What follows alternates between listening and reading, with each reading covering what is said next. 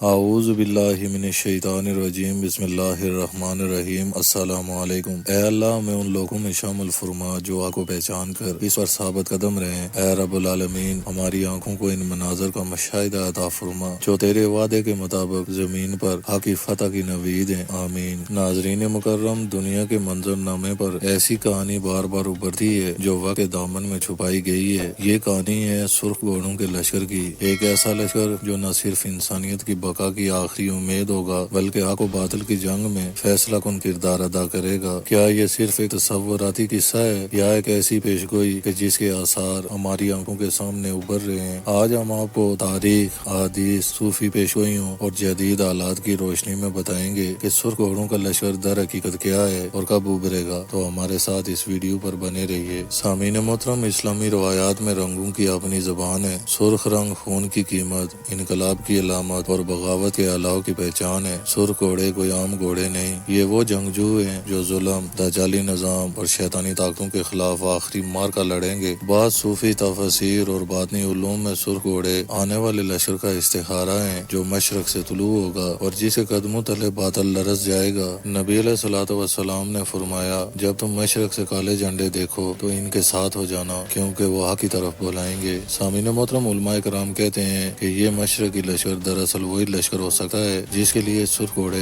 علامتی طور پر استعمال ہوئے ہیں۔ یہ سرخی ان کے خون رنگ، ارادوں اور قربانیوں کی نشانی ہوگی۔ دور تاریخ میں کئی بار ایسا ہوا کہ مشرق سے ایسے ہی لشکر اٹھے کہ جنہوں نے دنیا کا نقشہ بدل دیا، جیسے کہ خالد بن ولید کا برق رفتار لشکر، سلطان صلاح الدین ایوبی کی تلواریں، تیمور کی گرجتی ٹکڑیاں، عثمانی ترکوں کے سرخ پرچم۔ سامعین محترم، یہ سب سرخ گھوڑوں کے قافلے نہیں تھے مگر وہ ان کا پیش خیمہ ضرور تھے۔ محترم سامعین، آج دنیا جن فتنوں سے گزر رہی ہے، جیسے میڈیا کا جادو، فکری غلامی، اخلاقی زوال، سودی نظام اور مصنوعی ذہانت کے نام پر انسانیت کا استحصال، یہ سب دجالی نظام کے وہ ستون ہیں جنہیں گرانے کے لیے سرخ گھوڑے آئیں گے۔ کیا آپ نے غور کیا ہے کہ ایشیا کے اندر ایک نئی بیداری کی لہر اٹھی ہے؟ کشمیر، ترکی، ایران، پاکستان اور ویسٹ ایشیا میں ایسے ذہن پیدا ہو رہے ہیں جو علم، کردار اور قربانی کے پیکر ہیں۔ روایات کے مطابق یہ لشکر خراساں سے اٹھے گا۔ خراساں کوئی ایک جگہ نہیں بلکہ ایک وسیع خطہ ہے جس میں آج کا افغانستان، ایران، پاکستان اور ویسٹ ایشیا شامل ہے۔ کیا یہ وہی علاقہ ہے جہاں سرخ گھوڑے زین کس رہے ہیں؟ کیا نوجوان نسل جس کے دلوں میں ایمان کی چنگاری اور ظلم کے خلاف بغاوت کا جذبہ ہے وہی ہے جو اس لشکر کا حصہ بنے گی؟ سامعین محترم، یہ لشکر امام مہدی کی مدد کے لیے اٹھے گا۔ وہ وقت قریب ہے جب دنیا کا سب سے بڑا فتنہ یعنی فتنہ دجال منظر عام پر آئے گا۔ تب یہ سرخ گھوڑے علم و عمل کے سوار اللہ کے دین کو غالب کرنے کے لیے صف آرا ہوں گے۔ یہ صرف تلوار سے نہیں بلکہ قلم، علم اور کردار سے بھی لڑیں گے۔ محترم سامعین، یہ ویڈیو صرف معلومات نہیں، ایک دعوت ہے، ایک صدا ہے۔ کیا آپ اپنے دل میں جذبہ رکھتے ہیں کہ جب وقت آئے تو آپ سرخ گھوڑوں کے لشکر میں شامل ہوں؟ تو آج ہی اپنا محاسبہ کیجیے، قرآن سے دوستی، سنت سے محبت اور دجالی نظام سے لا تعلقی کا اعلان کیجیے، تربیت کیجیے اپنی نسلوں کی اور دعا کیجیے کہ جب وہ لشکر نکلے تو آپ کا نام ان کی صفوں میں ہو۔ اے اللہ، ہمیں ان بندوں میں شامل فرما جو تیرے دین کے علم بردار ہوں۔ اے رب کریم، ہمارے دلوں میں حق کی محبت اور باطل سے نفرت پیدا فرما۔ اے پروردگار، ہمیں سرخ گھوڑوں کے قافلوں کا سپاہی بنا، خواہ وہ تلوار ہو یا قلم،